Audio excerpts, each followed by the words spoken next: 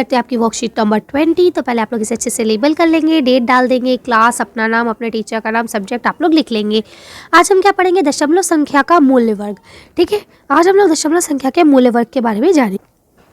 देखिए क्या लिखा है, दशमलव संख्या जैसे 45.876 को देखो। देखिए ये क्या होता है, ये पूर्णांक हिस्सा होता है, ये दशमलव हिस्सा होता है, यानी दशमलव से इस तरफ का हिस्सा जो है वो पूर्णांक हिस्सा कहलाता है, जबकि इधर का हिस्सा दशमलव हिस्सा कहलाता है। देखिए यहाँ लिखा है दशमलव के बाईं ओर पूर्णांक और दशमलव के दाईं ओर दशमलव भाग है। ठीक है, अब देखिए क्या लिखा है यहाँ पे,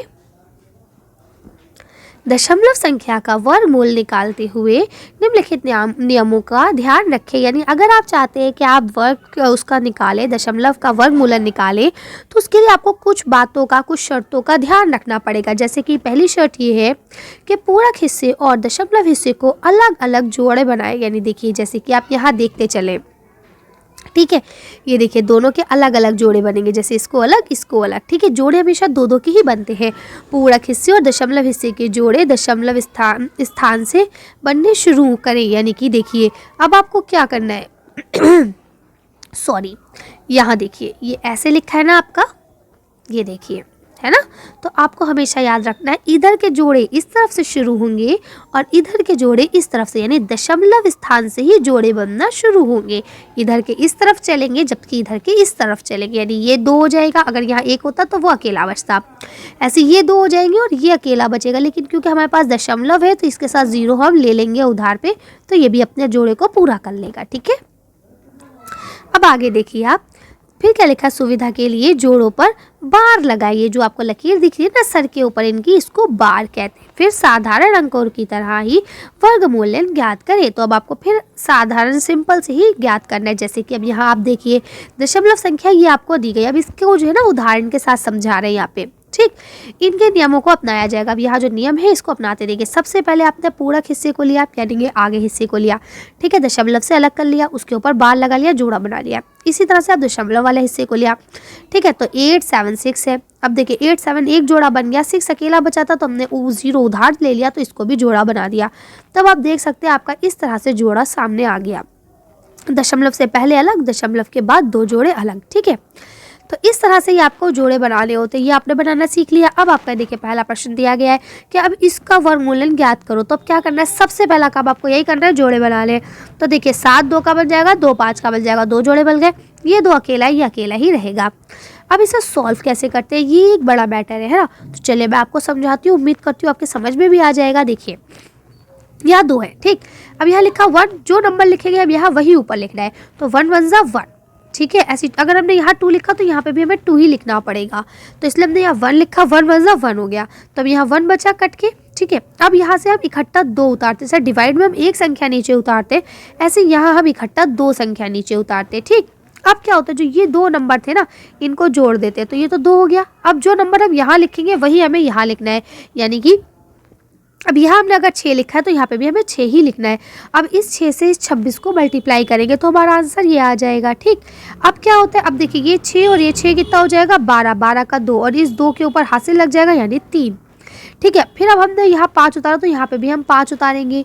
ठीक है, इसको हमने माइनस करा, ये आंसर आया। ऊपर से फिर एक जोड़ा हमने उतार लिया 25 का। अब ये देखिए 5 से जब आप मल्टीप्लाई करेंगे ये आपका कट जाएगा, तो जो ये होता है यही आपका आंसर बन जाता है। तो आप लोग कर सकते हैं आसानी से।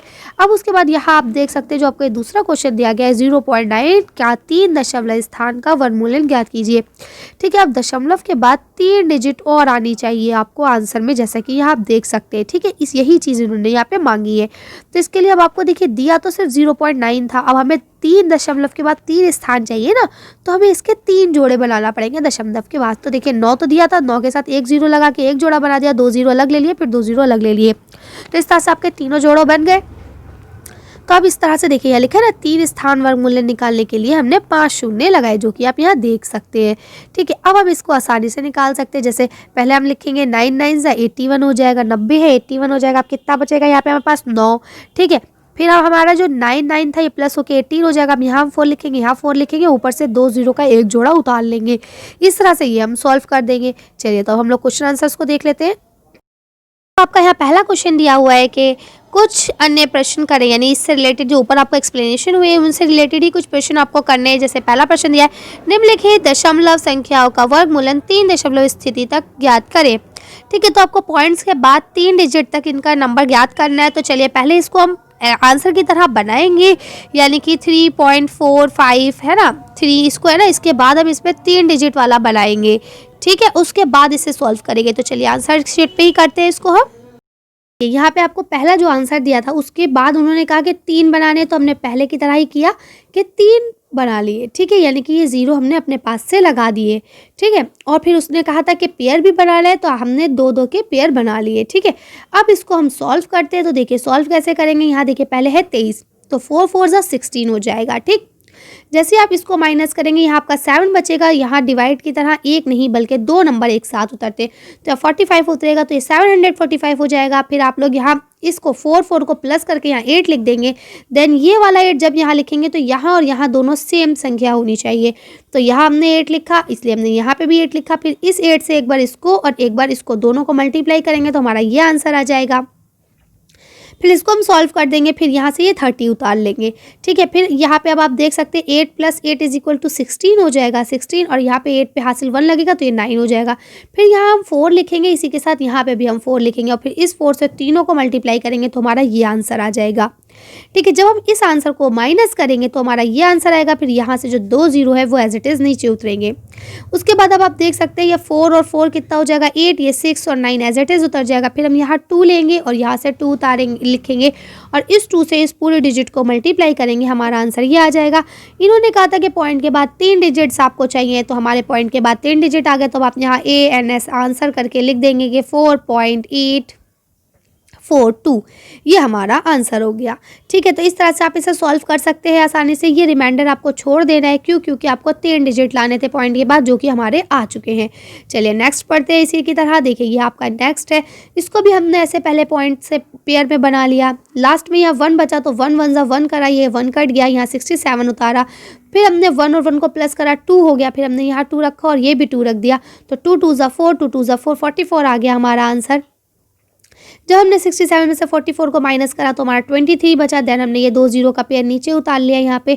फिर हमने क्या करा, इस 2 को इस 2 से प्लस करा तो 4 आ गया और ये वाला 2 एज इट इज़ उतर गया। फिर हमने यहाँ 9 लिखा, यहाँ 9 लिखा, इसको सॉल्व करा, ये आंसर आया। इसके बाद जब हमने करा तो देखिए आप लिख सकते हैं 9 और 9 18 हो जाएगा, 18 का 1 यहाँ लगेगा, ये 4 और 5 हो जाएगा, ये 2 का 2 रहेगा। ठीक है, उसके बाद हमने यहाँ 2 लिखा, यहाँ पर 2 लिखा, इसको सॉल्व कर दिया।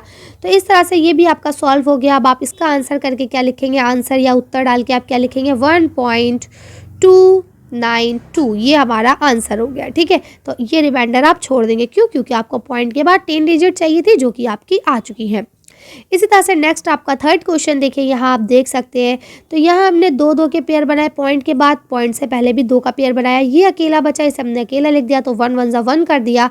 इस तरह से इसे सॉल्व कर लिया। पहले की तरह ही हमने सारे ऐसे ही एक एक करके सारे सॉल्व कर दिए। दैट यहाँ हमारा एक मैंने जो चेंजेस की है, जो आपको समझाना ज़रूरी है, वो ये कि देखिए यहाँ पे आते ही हमारे 7 से ये पूरा सॉल्व हो गया, हमारा आंसर बचा 0। तो हमने यहाँ क्या उतारा, 7 0 एक बार उतारा। फिर क्या होता है, जब आप एक ही बार में 2 नंबर उतारते हैं तो आपको पता है यहाँ पे 1.0 लग जाता है, तो इसलिए ये वाला 0 हमने एक्स्ट्रा ऊपर लगाया। देन आप इसे सॉल्व करेंगे तो हमारा रिमाइंडर काफ़ी बड़ा आएगा।